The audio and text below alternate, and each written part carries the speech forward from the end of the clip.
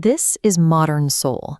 It is a wealthy, towering metropolis, a technological powerhouse celebrated globally as the miracle on the Han River. The standard historical narrative attributes this prosperity to American intervention. In this version of events, the United States and its capitalist allies saved the southern half of the peninsula from ruin, laying the foundation for a thriving democracy.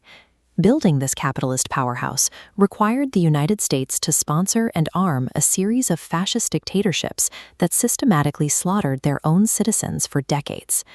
To understand the modern geopolitical landscape of Korea, we must look past the gleaming skyscrapers and examine the unmarked mass graves beneath this capitalist outpost.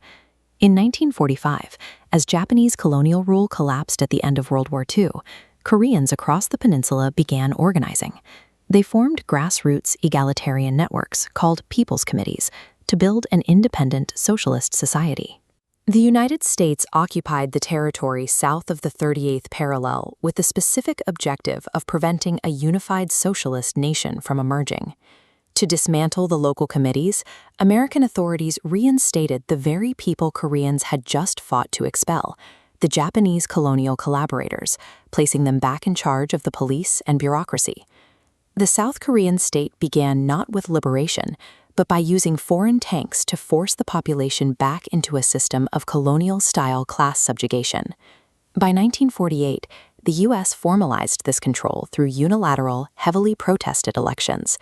They installed a hand-picked candidate as the first president of South Korea, Syngman Rhee, a fanatical right-wing anti-communist.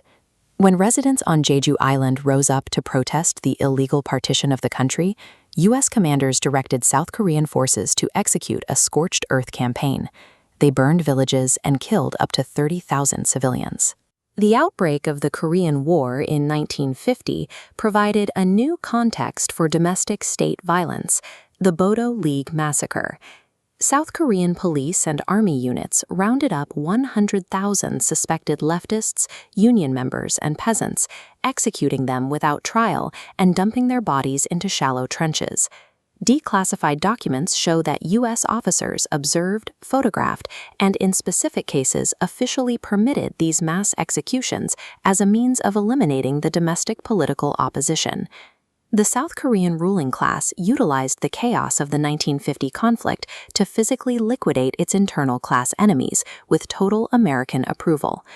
In 1961, General Park Chung-hee, a former officer in the Japanese Imperial Army, seized power in a military coup that Washington chose not to oppose. For 18 years, Park operated a client fascism, utilizing an omnipresent secret police agency, the KCIA, to monitor citizens and maintain a police state that served U.S. strategic interests. This rapid industrialization relied on outlying independent trade unions and subjecting the Korean workforce to grueling, unsafe sweatshop conditions for poverty wages. Dissidents were tortured in KCIA basements, student activists were executed as spies, and labor organizers self-immolated to protest the working conditions. This economic boom was engineered on the broken, silenced bodies of the Korean working class to secure a profitable capitalist order.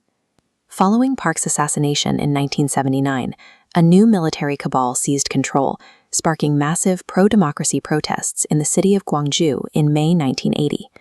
After military paratroopers attacked students, the citizens of Gwangju fought back and drove the martial law forces out.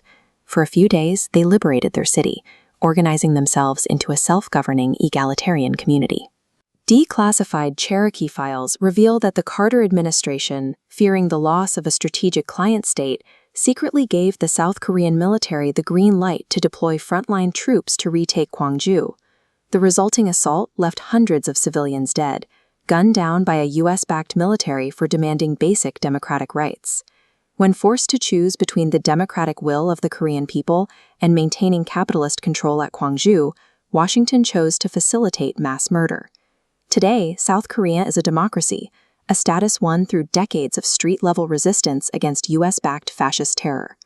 The legacy of this imperial intervention remains, a peninsula permanently divided, serving as a militarized garrison that still hosts 28,000 American troops.